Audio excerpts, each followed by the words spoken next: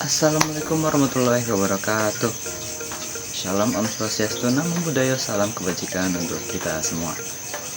Baik, pada kesempatan yang berbahagia ini, izinkanlah saya Muhammad Androy menulis sebagai wakilan dari kelompok 6 biologi. Di sini, kelompok kami akan mempresentasikan mengenai metabolisme. Tapi sebelum itu, izinkanlah saya untuk memperkenalkan anggota-anggota kelompok saya terlebih dahulu. Ada saya Muhammad Andre menulis sendiri, ada Nada Maharani, ada Anissa, ada Theo Ferdinand, ada Nirheina Adista. Baik, tanpa berlama-lama lagi, kita langsung mulai masuk ke materi yang pertama. Yang pertama ada penjelasan enzim. Enzim adalah senyawa kimia berupa protein yang berperan sebagai katalisator di dalam reaksi kimia dalam tubuh, dan enzim berperan penting dalam berfungsinya sistem saraf, sistem otak, dan sistem lainnya. Selanjutnya ada komponen enzim. Yang pertama ada enzim sederhana, hanya terdiri dari protein. Yang kedua ada enzim kompleks, yang terdiri dari komponen protein, apoenzim, komponen non-protein, yaitu koenzim organik, yang terdiri vitamin, NADH, dan CoA.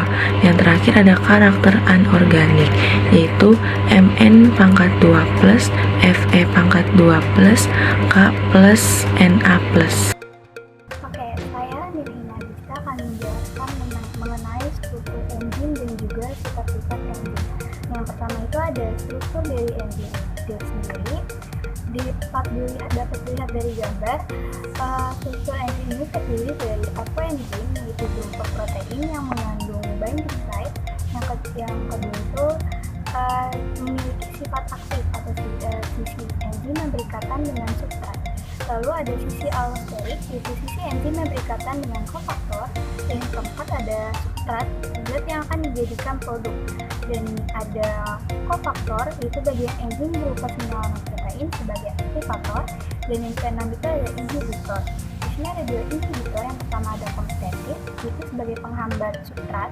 Dan yang kedua itu ada non-kompetitif, yaitu sebagai penghambat kofaktor. Lalu ada sifat-sifat dari enzim. Enzim dipengaruhi suhu dan pH. Lalu yang kedua bekerja secara spesifik. Dan yang ketiga reversible atau reaksi bolak-balik. Dan yang keempat diperlukan dengan jumlah sedikit. Dan yang kelima dapat bereaksi dengan substrat asam maupun basa. Dan yang keenam berupa koloid. Dan yang ketujuh dapat digunakan berulang kali atau reusable.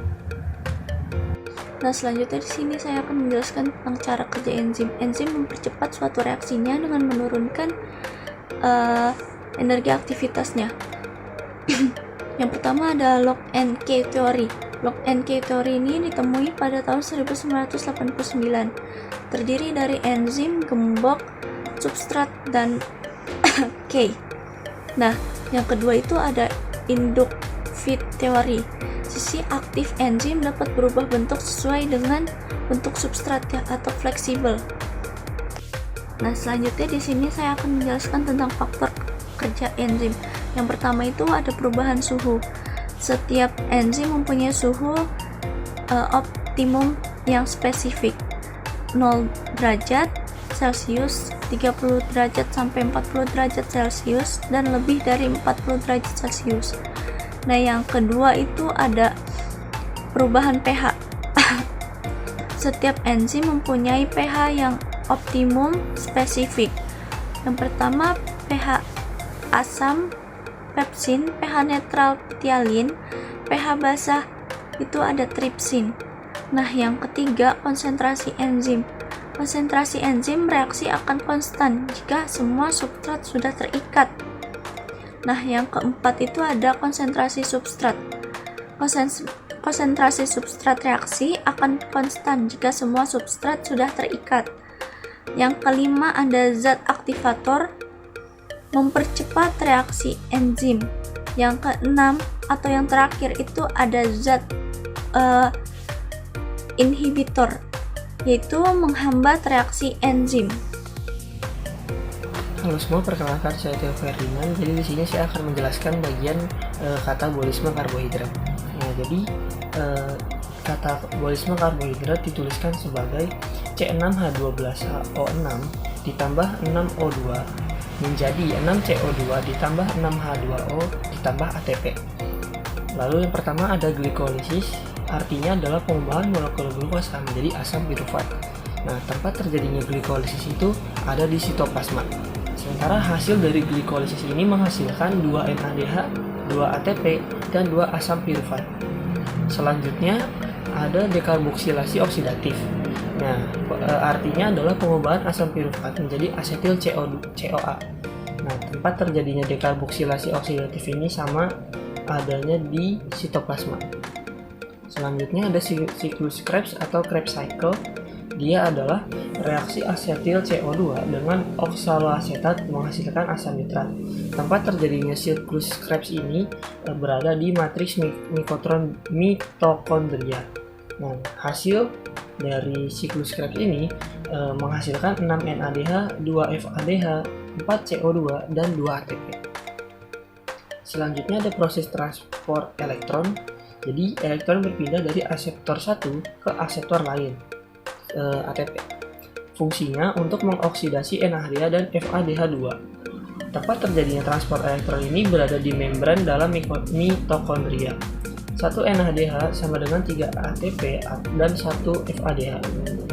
Hasil 32 ATP, 6 H2O. Baik, sekarang kita masuk ke materi anabolisme. Nah, sebenarnya anabolisme itu apa sih? Jadi anabolisme itu merupakan suatu proses pembentukan senyawa atau molekul molekul yang sifatnya itu kompleks dari senyawa atau molekul yang lebih sederhana. Contohnya apa Kak? Contoh yang mungkin paling dekat dan juga paling familiar di antara kita yang sudah kita familiar dan juga ketahui bersama itu ada fotosintesis.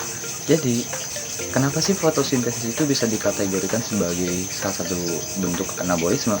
Nah, karena si tumbuhan ini ketika dia berfotosintesis, dia itu berhasil mengubah zat anorganik yang sangat sederhana seperti H2O atau air dan juga CO2 atau karbon dioksida menjadi zat atau senyawa yang lebih kompleks seperti karbohidrat dengan persamaan kimia sebagai berikut yang sudah terpampang sudah terjelas di situ ada.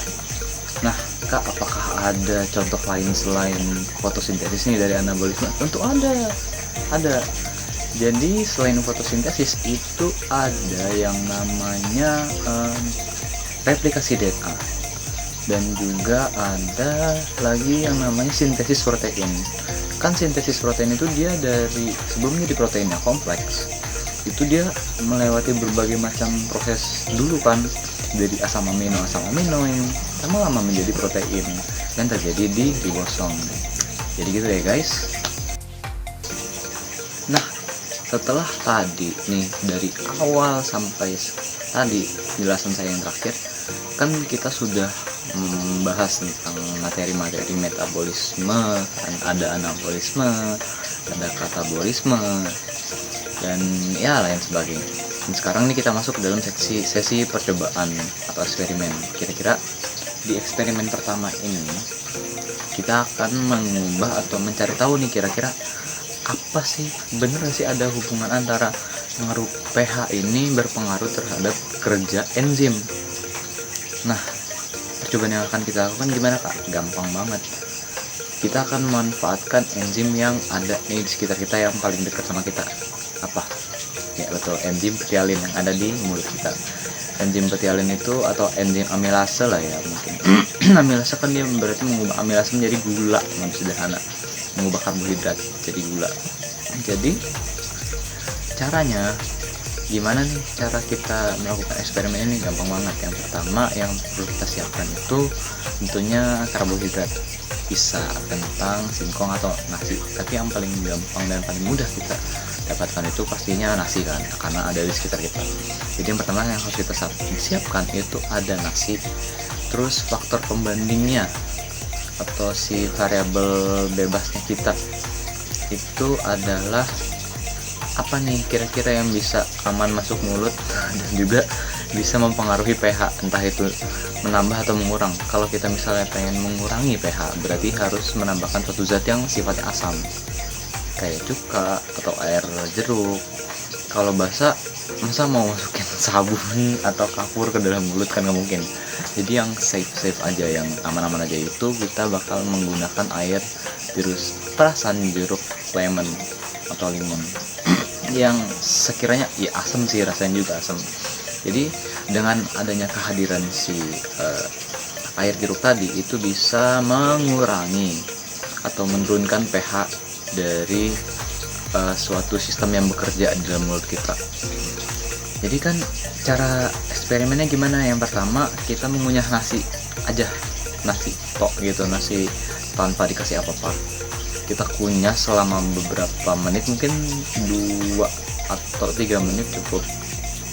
Kita kunyah, jangan ditelan dulu, kunyah terus biar terjadi reaksi kimianya juga, dan juga ada pencernaan mekanisnya juga di sana, sampai kira-kira lama-lama bikinnya terus kok manis gitu kan, karena si amilasenya ini dia berhasil nih mengubah si karbohidrat menjadi gula. Nah, ini yang dimaksud dengan kerja enzim yang tadi. Kalau nasi kontrol lah ya istilahnya. Selama dengan waktu yang sama, selama 3 menit yang udah ditentukan itu, wah nasinya jadi manis nih tanpa dikasih apa-apa. Dah selesai, itu yang pertama, itu hasil yang kita dapatkan, hasil pertama. Selanjutnya, dengan perlakuan menambahkan perasan air jeruk lemon.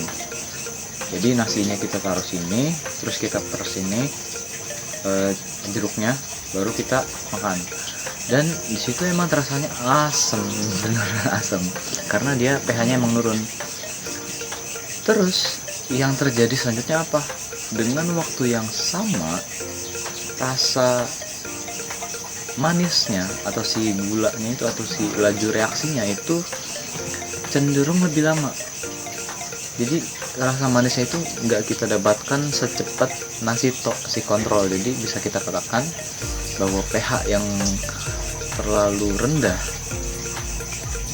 terhadap enzim petialin yang sedang bekerja terhadap karbohidrat itu bisa terhambat kerjanya, jadi lebih lambat. Karena ya emang seperti itu kan, suatu enzim itu dia memiliki pH pH optimalnya dia sendiri kan, nggak boleh terlalu rendah, nggak boleh terlalu tinggi.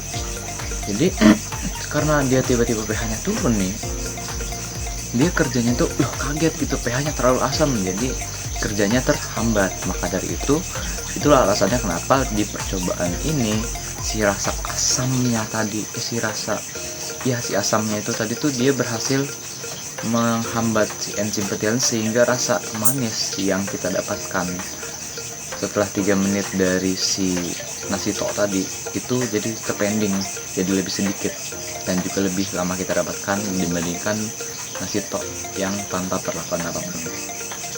Sudah jelas? Sekarang kita coba ke percobaan yang kedua. Sini saya akan menjelaskan tentang percobaan pengaruh konsentrasi zat terlarut dan intensitas cahaya pada oksigen hasil fotosintesis. Nah, pasti kalian bertanya-tanya, mana tanaman yang dapat menghasilkan oksigen paling banyak? Jawabannya itu ada yang di tanaman normal yang terkena sinar matahari secara langsung. Kenapa? Karena dia airnya normal dan dapat sinar matahari secara langsung. Nah, pada tanaman yang tertutup kantong kresek hitam dan tidak terkena sinar matahari secara langsung itu menghasilkan oksigen yang sedikit, karena konsentrasi zat terlarutnya itu terlalu tinggi dan kurang dapat sinar matahari secara langsung juga. Nah, itu jawaban dari hasil percobaan pengaruh konsentrasi zat terlarut dan intensitas cahaya pada oksigen hasil fotosintesis. Kembali lagi bersama saya Theo. Jadi di sini saya juga akan menjelaskan pengaruh kadar pH dan intensitas cahaya pada hasil fermentasi ragi pada tepung terigu. Nah, yang pertama, saya akan membahas kadar pH. Nah, pH dan aktivitas ragi. Ragi ini kan adalah mikroorganisme yang bekerja secara optimal. Nah, dalam kisaran pH tertentu. Jadi, ragi ini akan bekerja pada suatu bukan makanan ya. Jadi, dia akan bekerja ketika berada di pH tertentu. Umumnya pH ideal buat fermentasi ragi itu ada di angka 4,5 sampai 6,0. Jika pH-nya terlalu rendah atau asam, atau sebaliknya dia terlalu tinggi, maka aktivitas raginya itu bisa terganggu atau bahkan raginya tuh nggak bisa berfermentasi. Nah, di sini ada contoh, jika pH terlalu rendah, ragi akan mati, dia nggak bisa berkembang lagi. Jadi dia nggak bisa berfermentasi karena apabila pH yang adanya itu terlalu basa atau asam. Kalau pH basa, pH yang terlalu tinggi itu aktivitas raginya bakal lebih lambat dibanding dengan fermentasi ragi yang ada di pH 4,5 atau 6,0. Jadi prosesnya mungkin tidak akan seefektif di pH basa, itu nggak bakal efektif sama pH yang normal. Selanjutnya ada intensitas cahaya. Nah, umumnya nih proses fermentasi ragi dilakuin itu dalam kondisi gelap, kayak kita lagi buat makanan. Pasti kalau ditambahin ragi pasti selalu ditutup mungkin sama kain atau ditaruh di tempat yang tertutup. Nah, terutama tuh ditutup biar nggak kena cahaya juga, karena bisa itu mempengaruhi si raginya. Nah, kalau fermentasi dalam gelap ini tujuannya untuk mencegah gangguan yang terjadi pada saat si raginya itu beraktivitas dan juga buat menjaga suhu supaya tetap stabil. Nah, jadi kesimpulan yang bisa diambil, fermentasi yang optimal pada tepung terigu itu memiliki pengaruh ya. Yang pertama, kadar pH yang tadi. Ragi akan melakukan fermentasi secara bagus jika pH pada adonan si tepung terigunya ini tuh pH normal atau di angka 4,5 atau 6,0. Nah, sementara pengaruh intensitas cahaya pada tepung terigu ini dia juga berpengaruh karena di tempat yang tertutup ragi akan bekerja secara maksimal.